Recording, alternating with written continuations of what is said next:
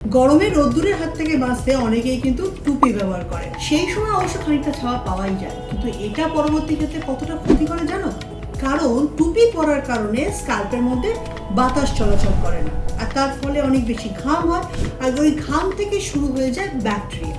তার উপর আবার অতিরিক্ত তেল বেরোতে শুরু করে, সেটা কিন্তু চুলের ফলিকলগুলোকে বন্ধ করে দেয়, একদম স্কাল্প থাকে তেল তেলে, আর এই জন্যই কিন্তু চুল অত্যাধিক পড়তে শুরু করে। তোমরা হয়তো অনেকেই বলবে, তাহলে কি আমরা টুপি পরবো না? আমি বলবো হ্যাঁ, নিশ্চয়ই টুপি পরো, কিন্তু সুতির টুপি পরো। সুতির টুপি পরলে বাতাস চলাচলটা করবে, আর তার ফলে ব্যাকটেরিয়া হবে না। আরও একটা জিনিসের লক্ষ্য রাখা দরকার, টুপিটা যেন প্রত্যেকদিন পরিষ্কার থাকে। আর একটা বিষয় লক্ষ্য রাখতে হবে, টুপি পরার আগে চুলটা যেন সম্পূর্ণ শুকনো থাকে।